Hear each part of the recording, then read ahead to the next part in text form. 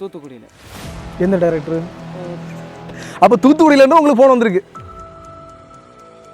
ஆராய்ச்சி பண்ணுவாங்க.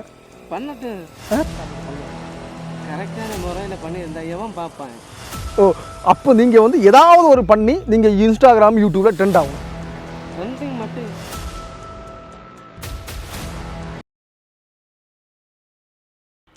வணக்கம் நண்பர்களே, நண்பிகளே.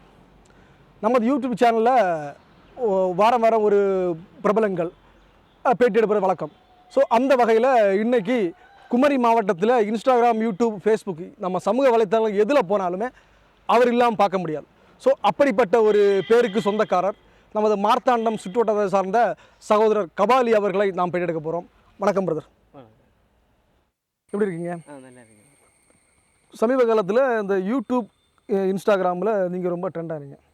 அது எப்படி உள்ளே வந்தீங்க? சின்ன வயசுலேருந்தே அந்த ஆர்வம் இருந்துச்சா இல்லை? சின்ன வயசுன்னு சொல்லும்போது 2010 அந்த டைமில் வந்து இங்கே வந்து ஒரு ஐயாவளின்னு ஒரு படம் எடுத்தாங்க. அந்த டைமில் தான் வந்து சினிமாவில் ஏறணும் அப்படின்னு சொல்லி ஒரு ஆர்வம் வந்து, அப்போ அதுக்கான ஒரு அங்கீகாரம் எதுவும் கிடைக்கல. அது பிறகு வந்து காலேஜ் படித்த டைமில் வந்து ஃப்ரெண்டு ஒருத்தன் வந்து இந்த ஃபீல்டில் அப்படியே இருந்தேன். அப்போ அந்த டைம்லலாம் இது பயங்கர கஷ்டம் தானே, நம்ம வந்து லட்சங்கள் கட்டி தானே போக முடியும்.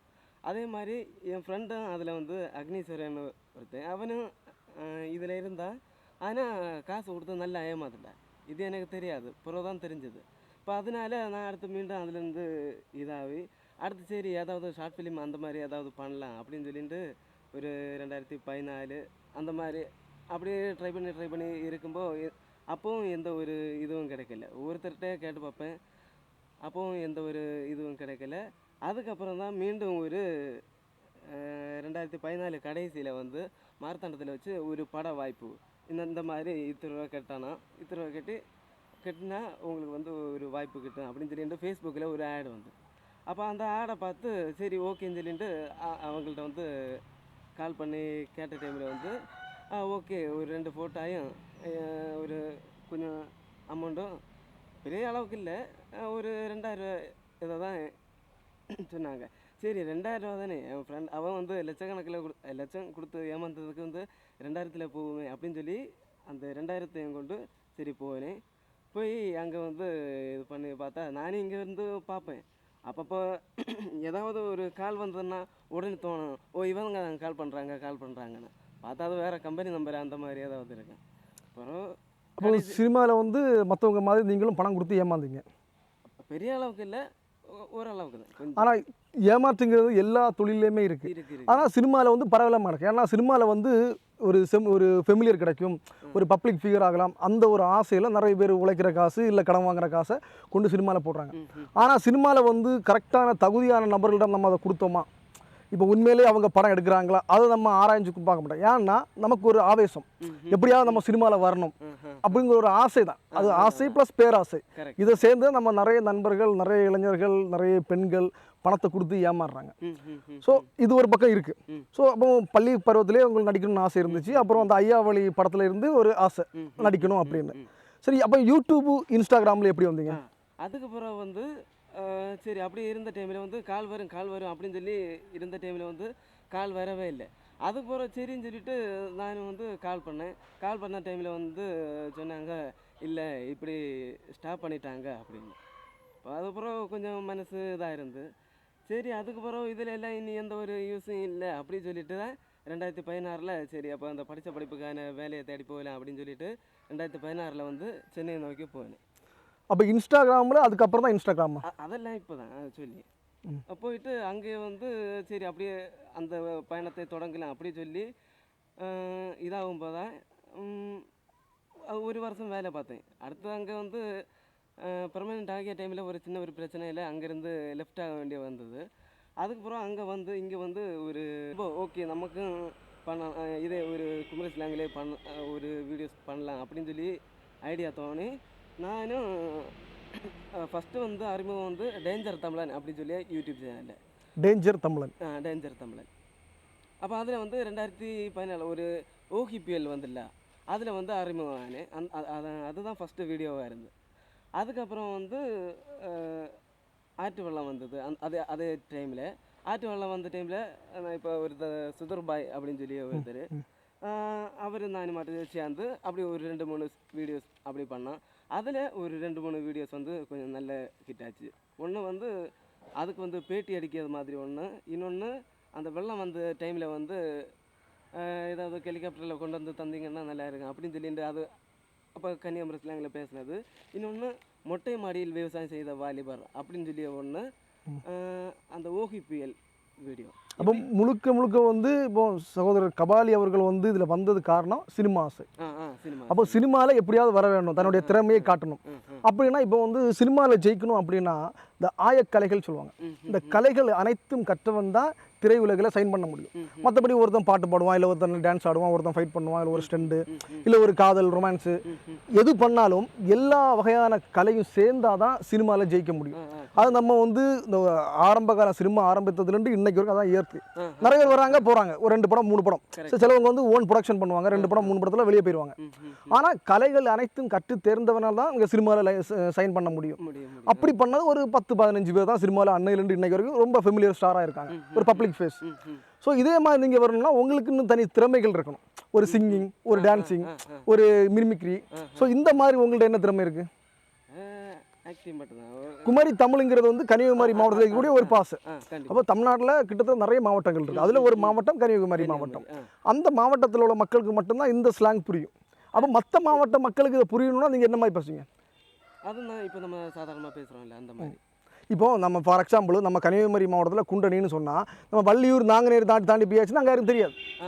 அங்கே வந்து அதுக்கு வேற கோழி பேசுகிறாங்க, அப்புறம் பேசுகிறாங்க, இல்லாத பொருளாக சொல்கிறாங்க, அந்த மாதிரி பேசுவாங்க. அப்போ குமரி தமிழுக்கும் மற்ற தமிழுக்கும் வித்தியாசங்கள் இருக்குது. அப்போ நீங்கள் வந்து ஒரு நடிகனாக அங்கீகரிக்க வரணும்னா அப்போ எல்லா தமிழ் மொத்தமாக பேசணும்ல. இப்போ குமரி ஸ்லாங்கை மட்டும் வச்சு நீங்கள் சைன் பண்ண முடியாது. அப்போ அதுக்கான என்ன ஏற்பாடு எடுத்திருக்கீங்க? இப்போது பொதுவாக வந்து நம்ம ஒரு வீடியோ போஸ்ட் போடுறோன்னா ஒரு 10 நிமிஷம் கழிஞ்சோ, இல்லை ஒரு நாள் கழிஞ்சோ, 2 நாள் கழிஞ்சோ அதில் கமெண்ட்ஸை படிப்போம். உங்கள் கமெண்ட்ஸ் நீங்கள் படிச்சிருக்கீங்களா? அது கமெண்ட்ஸ் படிச்சுட்டு உங்களுக்கு எப்படி தோணும்? இல்லை, அது வந்து மக்களோட இப்போ நான் வந்து ஒரு படைப்பை உருவாக்கி குறைகளை வந்து நல்லா இல்லை அப்படின்னு சொல்லுவாங்க. நான் அப்படி தான் பார்க்கேன். ஓகே, அப்போ வந்து ஒரு வேளை ஒரு சில வீடியோஸ் வந்து நல்லா இல்லை அப்படின்னா வந்து அதுக்கு வந்து கழுவி ஊற்றுறாங்க. அது வந்து ஓகே, அது வந்து அவங்களோட ஒரு இதாக பார்க்குறேன். அவங்களுக்கு வந்து திருப்தி ஆகலை அப்படின்னு. அதுவும் குறிப்பாக உங்கள் வீடியோஸ் ஒன்று நான் பார்த்தேன். நீங்களும் உங்கள் ஒரு ஃப்ரெண்டுமா பைக்கில் போயிட்டுருக்கீங்க. போயிட்டு இருக்கும்போது திடீர்னு ஒரு பாம்பு படம் எடுத்து ஆடுது. படம் எடுத்து ஆடும்போது உங்கள் ஃப்ரெண்டு பேடிச்சு ஓடுறாரு. ஓடும்போது நீங்கள் என்ன பண்ணுறீங்க? ஒரு பாம்பை காட்டுறீங்கல்ல,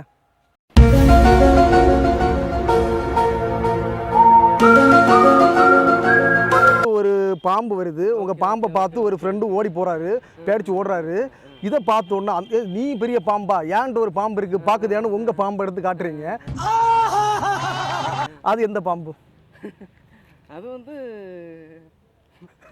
ஒரு டபுள் மீனிங்காக வரும், அவ்வளோதான். மற்றபடி அது ஒரு ஃபன்.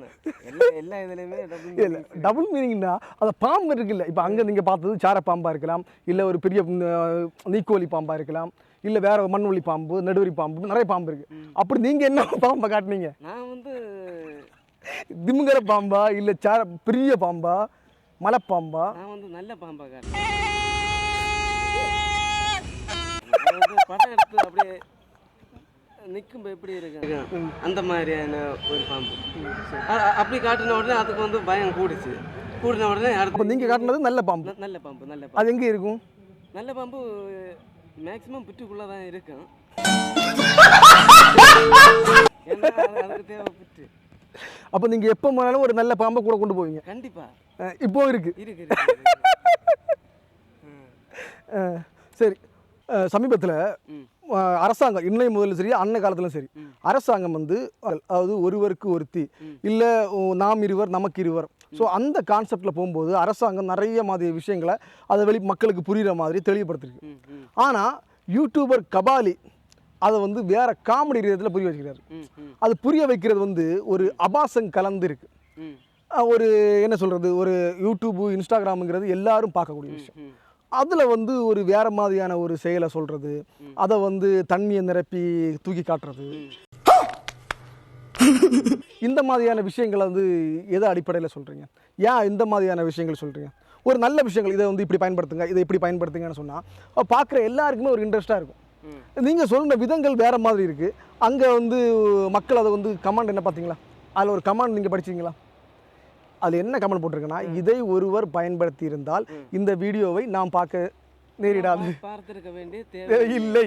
இது கமெண்ட் நீங்கள் படிச்சீங்கல்ல, அவன் படிக்கும்போது நீங்கள் வந்து அதை நீங்கள் வந்து கரெக்டான முறையில் சொல்லியிருந்தீங்கன்னா இந்த மாதிரி கமெண்ட் அவங்க பண்ணுவாங்களா?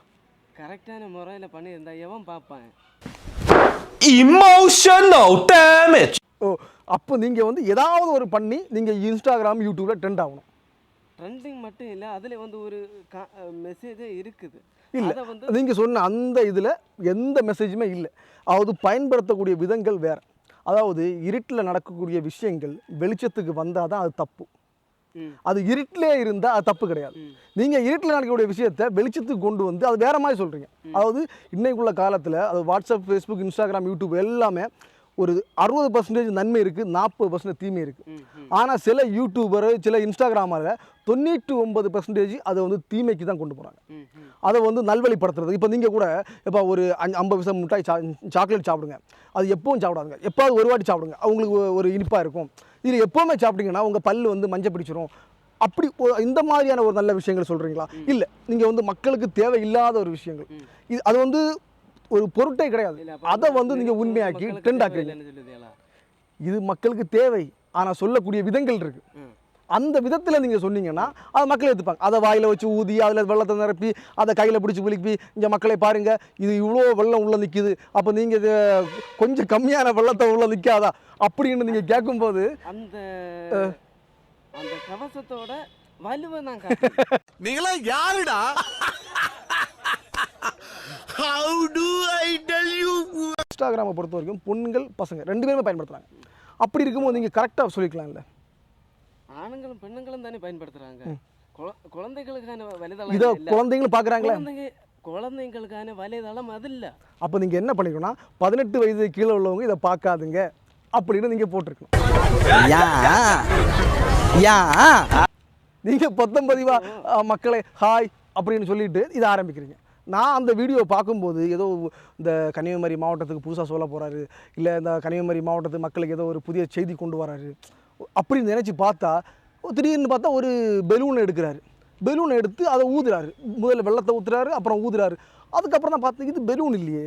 சரி, ஓகே, நான் ஒன்று கேட்கேன். இந்த விஷயத்துக்கு வந்து நீங்கள் வந்து இப்படி வந்து என்னடா ஒரு நிறுவத்தை எடுத்து காட்டின்றீங்க அப்படின்னு வந்து நீங்கள் சொல்லுதியா? அப்போது இதையும் தாண்டி எவ்வளோ விஷயங்கள் அங்கே வந்து அந்த எப்படி தெரியாது கெட்ட வார்த்தையில் பேசி போடணும். அப்போ அதெல்லாம் இல்லை, அதாவது என்ன சொல்கிறேன்னா, அடுத்தவங்க என்ன வேணால் பண்ணி போட்டு இப்போ யூடியூபர் கபாலி இன்ஸ்டாகிராமில் எதுக்கு வந்தார்? சினிமாவில் நடிக்கணும். அப்போ நீங்கள் வந்த வேலை என்ன? சினிமாவில் நடிக்கிறது உங்கள் தனி திறமையை நீங்கள் காட்டணும். ஒரு சாடணும், ஓடணும், ஒரு டான்ஸ் பண்ணணும், ஒரு மிமிக்ரி பண்ணணும், இல்லை ஒரு வித்தியாசமான ஒரு ட்ரெண்டிங்கில் ஏதாவது பண்ணணும், ஒரு கம்போஸ் பண்ணணும், இல்லை ஒரு குளத்துலேருந்து குளிக்கிற மாதிரி அதில் நீச்சல் அடிக்கிற மாதிரி ஸ்விம்மிங் காமிக்கணும். இந்த மாதிரியான ஒரு திறமையை காட்டினா ஓகே. சரி, அப்புறம் உங்கள் பள்ளி பருவத்தில் உள்ள காதல், உங்களுக்கு ஒரு காதல் இருந்துச்சு, அந்த காதல் எதனால கை கூடல?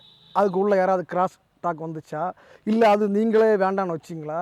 இல்லை சில ஆட்களை வந்து இன்ஸ்டாகிராமில் ஃபேமஸ் ஆகும்போது பணங்கள் நிறைய சம்பாதிக்கும் போது பழைய லவ் எல்லாம் ஒன்றை கிட்டினா ஒன்றும் கிட்டாது அப்படின்னு கலத்தி விடுவாங்க. அந்த மாதிரி பண்ணிங்களா? ஏன் அந்த லவ் வந்து இப்போ இல்லை? இப்போது நீங்கள் வந்து உங்களுக்கு வந்து எனக்கு லவ் இருந்தா இல்லையானோ உங்களுக்கு தெரியவே தெரியாது. ஆனால் நீங்களே வந்து அதை வந்து கன்ஃபார்ம் பண்ணிட்டு எனக்கு உங்களுக்கு ஒரு லவ் இருந்திருக்கு. எப்படி சொல்லுதியா? உங்கள் வீடியோவில் நீங்கள் சொன்னது பங்கு மாட்டிக்கிட்ட பங்கு இல்லை. இப்போ வந்து ஒரு படத்தில் நீங்கள் 950 வீடியோவில் ஒரு வீடியோவில் நீங்கள் சொல்லியிருக்கீங்க உங்களுக்கு ஒரு லவ் இருந்துச்சு, அவ கலத்தி விட்டா. கலத்தி விட்டது நமக்கு வந்து ஏன் கலத்தி விட்டாங்க? அதாவது என்னென்னா, ஒரு நாளைக்கு பாவலி கடையில் போய் அதை தலையில் வச்சு கொம்பு வச்சு டான்ஸ் ஆடலாம். நீங்கள் டெய்லி அந்த பாவலி கடையில் கொம்பை வச்சு டான்ஸ் ஆடினா யார் ஏற்றுப்பா? டெய்லி ஒரே ஒரு இது நான் எக்ஸாம்பிள் சொன்னேன். இதே மாதிரி வேறு விஷயம் சொல்கிறேன். ஒரு நாள் ரசிப்பாங்க, 2 நாள் ரசிப்பாங்க, ஒரு நாள் ஹாய் சொல்லுவாள், ஒரு நாள் பாய் ஆகும். ஏன் அந்த ஹாய் வந்து அப்படியே ஒரு புள்ளி போட்டு கொண்டு போக முடியும்? காதல் ஏன் வந்து இந்த உங்களை மாதிரி இந்த இன்ஸ்டாகிராமுக்கு வந்து இப்படி ஆகுது? ஒரு மினிட். பள்ளி பருவத்தில் வாரது பேர் வந்து காதல் இல்லை. அது வந்து ஒரு வந்து அஃபெக்ஷன். அஃபெக்ஷன். அதுக்கு அடுத்தது பள்ளி பருவத்தில் வந்து இவன் மேலே ஈர்ப்பாக இருக்கும், அது வந்து ஒரு இது. அடுத்தது பள்ளி முடிச்சு வார டைமில் ஐயையோ சே, அப்போ தான் ஒரு ஒரு விதமான மெச்சூரிட்டி வரும். ஐயோ நம்ம தெரியாமல் லவ் பண்ணி போட்டோமே அப்படின்னு சொல்லிட்டு அப்போ தான் அவங்க மெச்சூரிட்டியோட அதுக்கு புறம் வரும் இல்லை காலேஜ் டைமில் அது வந்து நம்ம வந்து ஓரளவுக்கு ஏற்றுக்கொள்ளலாம். அப்போ காதல் எதனால் வருது? ஒரு ஜாலி, ஒரு என்டர்டெயின்மெண்ட், ஒரு காட்சி பொருள். ஒரு பொருளாக ஒரு பெண்ணை ஒரு பொருளாக பார்க்கும்போது நீங்கள் சொன்ன மாதிரி சின்ன வயசில் வரும், அப்புறம் ஸ்கூலில் படிக்கும், அப்புறம் இதாகிடுச்சு. அப்போ ஏன் அந்த பெண்கள் மத்தியில் ஒரு ஆண்கள்ங்கிறவன் ஒரு பெண்ணை வந்து ஒரு காட்சி பொருளாகவும் ஒரு பொருளாக தான் பார்ப்பேன்? அது யார் ஆண் மட்டும் நம்ம பார்க்கேன், ஆனப்புறம் மேலாட்டு பார்க்கிறது பெண்ணுங்க.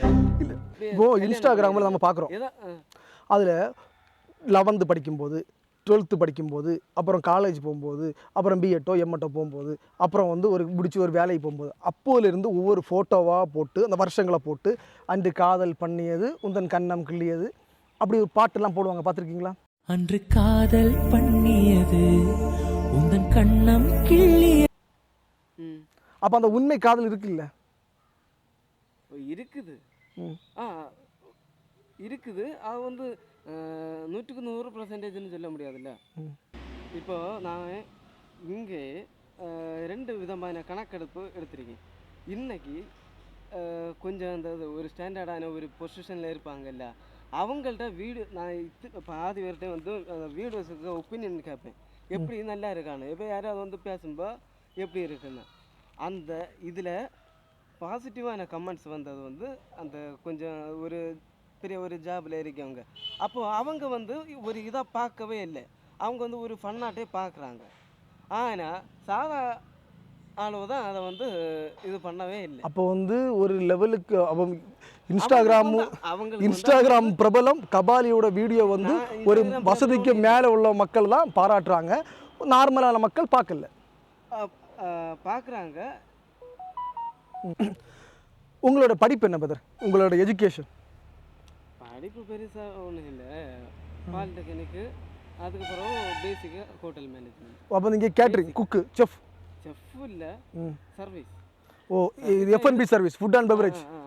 அது எங்கே ஈவெண்ட் பண்ணுறீங்களா இல்லை ஏதாவது? முன்னாடி வந்து சென்னையில் வந்து அந்த ஃபஸ்ட்டு வந்து ஒரு சின்ன ஒரு ரெஸ்டாரண்ட் இருக்குது, அடுத்தது வந்து அதுக்கடுத்து ஜூனியர்ஸ் பிஸ்ட்ரோன்னு சொல்லி அப்படி படிப்படி அடுத்து வந்து வெஸ்டர்ன் வேளச்சேரி அங்கே தான். இப்போ இந்த லீலா பேலஸு, கிராண்ட் பேலஸு இந்த மாதிரி பெரிய பெரிய ஹோட்டல்ஸில் அங்கே வேலை பார்க்கல. உங்களுக்கு வெஸ்டர்ன் ஹோட்டல் தெரியுமா? சென்னை கேள்விப்பட்டிருக்கேன், நான் பார்த்ததில்லை. அது அது அப்போ உங்களுக்கு எஜுகேஷன் ப்ளஸ் வந்து பாலிடெக்னிக் ப்ளஸ் வந்து கேட்ரிங், இதான் உங்கள் படிப்பு. ஸோ நீங்கள் அப்போ வந்து உங்களுடைய முழு நோக்கம் வந்து சினிமாவில் சைன் பண்ணணும், சினிமாவில் நடிக்கணும், எப்படியாவது சினிமாக்குள்ளே வரணும். ஸோ இதுக்கான முயற்சி எடுத்திருக்கீங்களா இல்லை ஏதாவது இயக்குநர்கள் உதவி இயக்குனர் ஃபோன் பண்ணியிருக்காங்களா? இல்லை, இப்போ அந்த ஜாபெல்லாம் வந்து ரிசைன் பண்ணிட்டு வந்தது காரணமே இதுக்கு வேண்டிதான். சரி. அப்போ நம்ம ஃபோக்கஸ் ஃபுல்லாக இதில் தான். அப்போ அதனால் அங்கேருந்து லெஃப்ட் ஆகி அதுக்கு பிறகு ஃபுல்லாகவே இதிலே ஃபோக்கஸ் பண்ணிட்டுருக்கேன். அதுக்கு பிறகு தான் ஒரு ஆடிஷன் அட்டன் பண்ணி அங்கிட்டு வந்து அவர் டைரக்டர் பிடிச்சி தூத்துக்குடியில். எந்த டைரக்டரு? தூத்துக்குடியில் அது அடடா, வர்றேன் பூரா மொத்தமா என்னையவே குறி வச்சு வந்தா நான் என்னடா பண்றது? இப்போ அவர் என்ன சொல்கிறாருன்னா, டாக்டர் திவாகர் என்ன சொல்கிறாருன்னா, கார்த்திக் சுப்ராஜ் ஆஃபீஸ்லேருந்து ஃபோன் வந்துச்சு. இப்போ நீங்கள் எந்த டைரக்டர் ஆஃபீஸ்லேருந்து ஃபோன் வந்து சொல்கிறீங்க? தூத்துக்குடியில் சினிமா கம்பெனி இருக்கா? தூத்துக்குடியில் சினிமா கம்பெனி இருக்கா? சினிமா கம்பெனி என்ன பெருசாட்டம் ஒன்றும் இல்லை, சினிமா கம்பெனி எல்லா இடத்துலையும் இருக்குது. ஓ, சினிமா கம்பெனி கூத்துப்பட்டுற எல்லா இடத்துல வந்தாச்சு. இல்லைண்ணா எப்படி சொல்லுதியா? அப்போ தூத்துக்குடியிலேருந்து உங்களுக்கு ஃபோன் வந்திருக்கு? தூத்துக்குடி பிரதர். ஏய், என்னை வச்சு ஒன்றும் காமெடி பண்ணலையே. சார், அப்புறம் பாம்புக்கு பல்லிலே நாக்கிலே தான் விஷம், இந்த கபாலிக்கு உடம்பு ஃபுல்லாக விஷம் அப்படின்னு சொல்கிறீங்க. பாம்புக்கு பல் உண்டா? என்ன எங்கே இருக்குது? இங்கே ஒரு பல்லு இருக்கு தெரியாதா? அது கழுத்தில் பாம்பு பல்லு இருக்கா?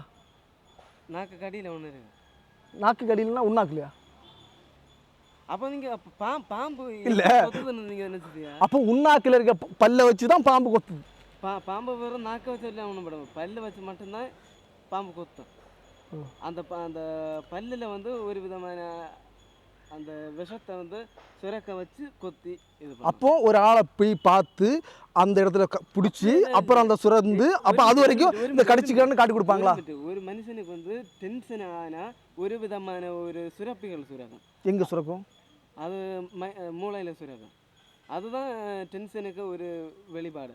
அதே போல் பாம்புக்கு வந்து அந்த ஒரு ஆளை இப்போ திடீர்னு ஒரு பாம்பை சாப்பிட்டோன்னா அதுக்கு டென்ஷன் ஆச்சுதங்கி விஷம் இருந்து அது மனசு வச்சாதான். அது ஒரு மனுஷனுக்கு டென்ஷன் ஆகுறதுனா பாம்புக்கு அந்த கழுத்தை வெட்டிட்டு வந்து அதை வந்து என்ன பண்ணி பாருங்க, ஒன்றுமே இல்லை. அவன் பாம்பு கழுத்தை வெட்டினா ஒன்றும் செய்யாது. ஒன்றுமே இல்லை. பாம்பு கழுத்து இருக்கு. பாம்பு அது நம்ம மனசில் இது எனக்கு தெரிஞ்சு அதாவது பார்த்துருக்க நேயர்களை சொல்லிடுறேன், பாம்புக்கு நாக்குக்கு அடியில் பல் இருக்கு. பாம்புக்கு கழுத்தை வெட்டினா பாம்பு உங்களை ஒன்றும் செய்யாது. நீங்கள் வேற எங்கேயும் வெட்டாதுங்க, வெட்டினா பாம்பு கழுத்து. இன்ஸ்டாகிராம் புகழ் கபாலி அவர்களுடைய விசித்திரமான பதில். சரி, அப்போ சொல்லுங்கள் பிரதர், உங்கள் லைஃப்பை பற்றி சொல்லுங்கள். இப்போ அடுத்த லெவல் மேரேஜ் இல்லை? இப்போ மேரேஜ் இல்லைன்னா பெயிண்ட் இருக்கு. எல்லாம் பார்த்தாச்சா? எல்லாம் பார்த்து எல்லாம் முடிச்சாச்சா? பார்த்துட்டு பார்த்துட்டே இருந்தா எப்படி உன்னை முடிச்சுட்டாமா? அப்படியே யாரும் நான் இந்த வாகனம் சரி இந்த கூட்டின்னு தான் வரேன். இல்லை, நீங்கள் என்னென்னமோ வீடியோஸ் எல்லாம் போடுறீங்க. ஒரு வீடியோவில் கூட எனக்கு ஆள் என்ன வேண்டான்னு சொல்லிட்டான். ஏன் சின்ன என்னட்ட நல்ல ட்ரெஸ் இல்லை கலத்தி விட்டா, அது கொண்டு நான் இன்னைக்கு விலச போகிறேன். எப்படி நீங்கள் விலசுவீங்க? விலசுறது என்னது? ஒரு சட்டையும் பேண்டையும் போட்டு ரோட்டில் வந்து டான்ஸ் ஆடுவீங்களா விலசுறதுன்னா? இல்லை ஒரு சட்டையும் பேண்டையும் போட்டு ஒரு நல்ல ஹோட்டலில் போய் சாப்பிடுவீங்களா? இந்த விலசுறது நான் இப்போ விலச போகிறேன்.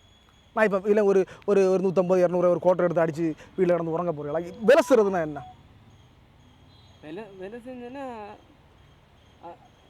சின்ன ஸ்லாங்கில் சொல்லணுன்னா கெத்து காட்ட போகிறேன். அதாவது இந்த கெத்து காட்டு என்ன கிடைக்கும்? இப்போ ஒரு பொண்ணுக்கிட்ட போய் விலசி என்ன கிட்டும்? அதாவது அதில் என்ன இங்க படுத்துற நிமிஷம்னால தாங்க முடியலையே, தலை வலிக்குதுடா, தலை வலிக்குதே. இப்போ அது வந்து நீங்கள் வந்து அதை ஏன் நீங்கள் வந்து சீரியஸாக எடுத்துருக்குது. அப்போ வந்து நீங்கள் பாருங்க, அது வந்து ஜஸ்ட் ஒரு ஆக்டிங். அதை நீங்கள் சீரியஸாக எடுத்துருக்குதுன்னு அது வந்து அப்போ அந்த இடத்துல நான் பெர்ஃபார்ம் பண்ணியிருக்கேன். இல்லை நீங்கள் பண்ணியிருக்கீங்க. நீங்கள் பெர்ஃபார்மன்ஸ் இங்கே பாருங்க, வால் தொங்குது, அதெல்லாம் பெர்ஃபார்மன்ஸ் தான், இல்லைன்னு சொல்லலை. ஆனால் அந்த இது வந்து உண்மைன்னு சொல்லி நீங்கள் நம்புதே இல்லை. இல்லை, நாங்கள் என்னென்னா இப்போ வந்து விலசுறன்னு சொல்கிறாங்கல்ல, இந்த விலசுவேன் நான் இப்போ பாரு அவ்வளோ முன்னவே விலசுவேன்.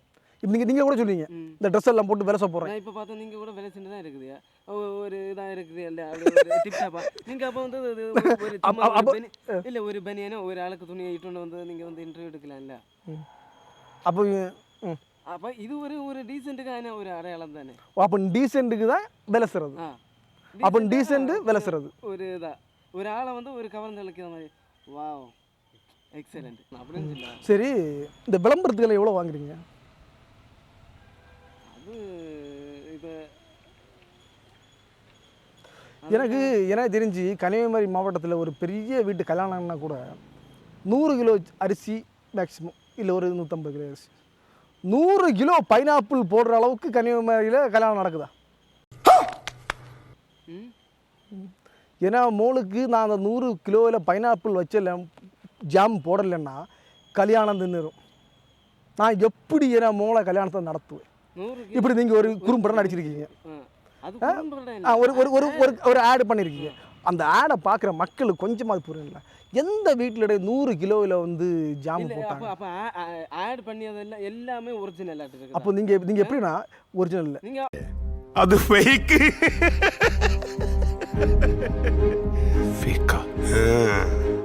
அப்போ வந்து எல்லா ஆடையும் வந்து நீங்கள் நம்பது தானே அர்த்தம்? நம்பல. இப்போது கபாலிங்கிறது வந்து நம்ம ஊருக்கு சார்ந்தவர். இவர் போய் சொல்ல மாட்டார், இவர் உண்மைக்கு மாறான விஷயங்களை சொல்ல மாட்டார்.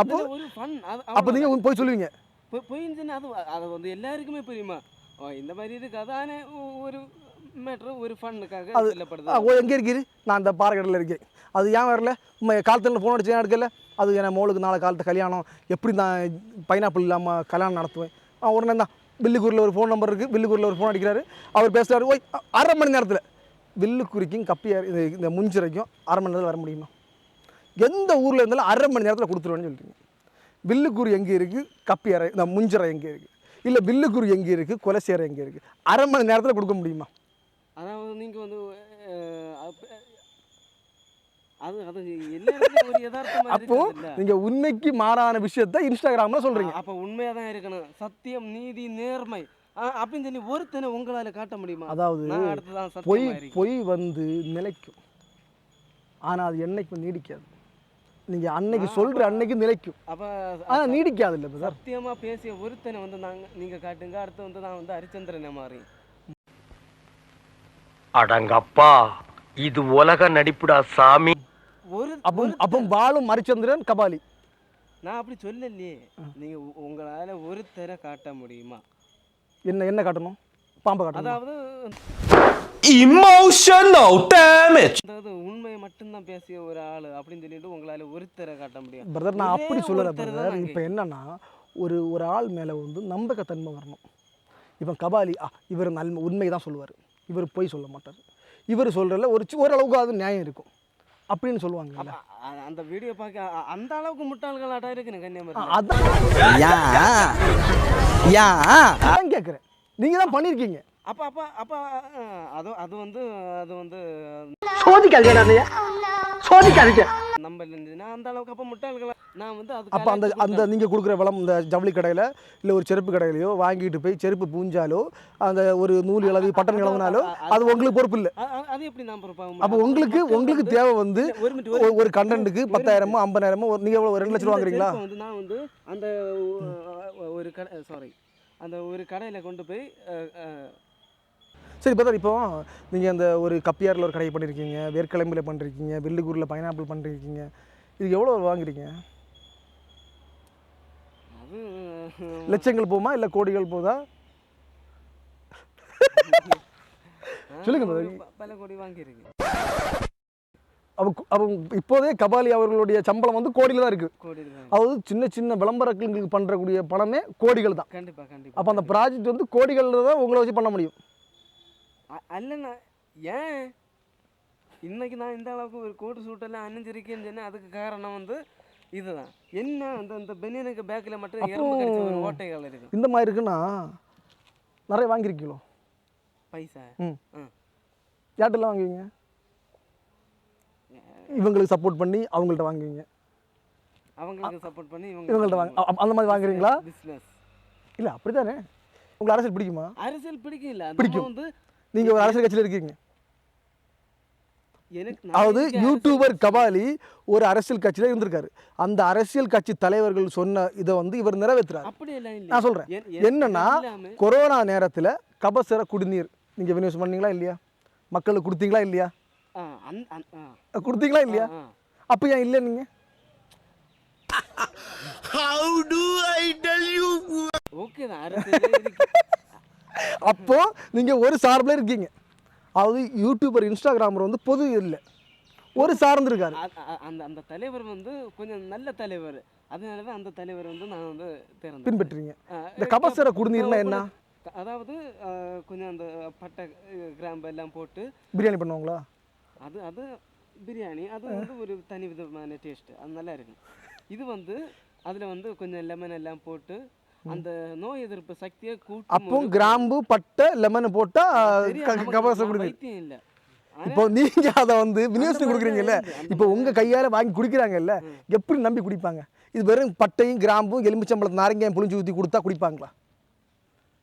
கபரச குடிநீர்னு போடுங்க. அப்போ இது வந்து பட்டை கிராம்பு ஜூஸ் அப்படி தான் நீங்கள் கொடுக்கணும். இங்கே எப்படி கபரச குடிநீர்? கபசர குடிநீர் அது வந்து எப்படி உருவாக்குறாங்கன்னு இல்லை உங்களுக்கு தெரியணும் இல்லை பிரதர், நீங்கள் தெரிஞ்சதானே கொடுப்பீங்க. நான் மட்டும் இல்லை, தலைவர்கள் இருந்தாங்கல்ல. இதை நீங்கள் கொடுத்துட்டு ஒரு மைக்கை எடுத்து இன்னொரு கொடுக்குறீங்க, இது எப்படி விநியோகம் பண்ணுறீங்க அப்படின்னு கேட்குறீங்க. இப்போ நீங்களே ஒரு ஆள்கிட்ட இது கொடுக்குறீங்க, மக்களுக்கு இப்பெல்லாம் கொடுக்குறீங்க, கொடுத்துட்டு இன்னொரு ஆள்கிட்ட மைக் பிடிச்சி கேட்குறீங்க. அப்போ அவங்க சொல்லணும் இல்லை, இல்லை நீங்கள் கொடுத்த உங்களுக்கு தெரியணும்ல இது என்னெல்லாம் கலந்துருக்கும், அப்போ இது மக்கள் நல்லது. இப்போ இதில் எல்லாம் வந்து பட்டை கிராம்பு ஏலக்காய் சுக்கு கிராம்பு இதெல்லாம் போட்டிருக்கோம், இது போட்டிருக்கோம், கொஞ்சம் சீனி போட்டிருக்கோம், சக்கரை போட்டிருக்கோம், கொஞ்சம் கருப்பட்டியும் கலந்து போட்டிருக்கேன், இனிச்சிருது இல்லை. அந்த அந்த அந்த மக்களுக்கு வந்து தெரிஞ்சு கபசுர குடிநீரா அப்படின்னு சொல்லி கேட்டு ஆர்வமாக வாங்கி குடித்தாங்க. ஆமா அப்ப பிரதர், அது வந்து நம்மளால பார்க்க அவசர முடியும். குடிநீர் தான். எனக்கு அது தெரியும். அதுக்குள்ள என்ன இருக்குன்னு தெரியணும்ல. அந்த பழங்கால மக்களுக்கு வந்து தெரிஞ்சிருக்கு, எல்லாருக்குமே தெரிஞ்சிருக்கு, வாங்கி குடிச்சவங்களுக்கு எல்லாருக்கும். அப்ப அதுக்கு உள்ள என்ன இருக்குன்னு உங்களுக்கு தெரியாது. நம்ம ஏதோ ஒரு வெள்ளத்தை தான் நீங்க கொடுத்து. அது அது வந்து கண்டிப்பா நான் வந்து தெரிஞ்சிருக்க வேண்டிய விஷயங்கள் தான். அப்ப தெரிஞ்சே தவறிட்டீங்க. ஆமா. ஆனா அப்படி தவறுனாலும் நீங்க கொடுத்துதான் மக்கள் குடிச்சாங்க. கண்டிப்பா அது என்னன்னு தெரியாம குடிச்சாங்க. நம்பிக்கை. No comments, simply waste. ஏதோ சேர்த்துக்கிட்டோம்னு வச்சுக்கிட்டு இருக்கேன். எப்படி நம்பிக்கை வரும்? இன்னால கொடுத்தா வந்து அது வந்து மருந்தா தான் இருக்கும். அப்ப இந்த வீடியோ பார்த்துட்டு அவங்க கேட்பாங்க, டேய் கபாலி, நீ தான் நான் அந்த கிராம்பையும் பட்டையும் இந்த நாரங்கியா புடிஞ்சு தந்த. அந்த எல்லா மக்களும் நல்லா இருக்காங்களே, இந்த சைடுல யாருக்குமே அப்ப இங்க யாரும் கொரோனா இல்ல. இல்ல இல்ல இல்லையா? இல்ல. ஆராய்ச்சி பண்ணுவாங்க. பண்ணட்டு ஆ? பண்ணட்டு. அப்ப இல்ல. இல்ல இல்ல உண்மை. அப்போ யூடியூபர் கபாலி சொல்லக்கூடிய விஷயங்கள்ல எத்தனை பர்சன்டேஜ் உண்மை இருக்கும்? லாஜிக் இருக்கும். லாஜிக் நமக்கு தேவையில்லை. என் வாழ்க்கையில எங்க பரம்பரை தெரிஞ்சதெல்லாம் நேர்மை, கருமை, ஏர்மை. எவ்வளோ உண்மை இருக்கும்? இப்போ ஒரு வீடியோ போடுறாருன்னா அதில் எவ்வளோ உண்மை, எத்தனை பர்சன்டேஜ் நம்பலாம்? 70%. அப்போ 25% பொய். கண்டிப்பா. ஓ, அப்போ நீங்கள் வந்து பொய் கலந்த உண்மை தான் பேசுவீங்க. கண்டிப்பா. பியூர் உண்மை உங்கள்கிட்ட இருக்காது. ஆனால் ஃபுல்லாக பொய்யும் இருக்காது, பாதி பாதி இருக்கும். அப்படிதானே? அப்போ கபாலிங்கிறது வந்து அப்போ இங்கே நல்லவன் இல்லை. அப்போ நல்லவனாக இருக்காத நீங்களும் நல்லவன் இருக்க மாட்டீங்க. இல்லை இல்லை. அப்போ நீங்களும் அப்படி தான் இருப்பீங்க. நான் என்னால் இருக்க முடியாது, நல்லவனாட்டு இருக்க முடியாது. ஏன் அப்படி? அது மனுஷ இயல்பு. இப்போ நான் வந்து திடீர்னு உங்கள் மேலே எமோஷன் ஆகுவேன், அப்போ நானே கெட்டவன் ஆவேன். இல்லை ஓ, எமோஷனல் ஆவீங்களா? இல்லை, எக்ஸாம்பிள் சொல்லி.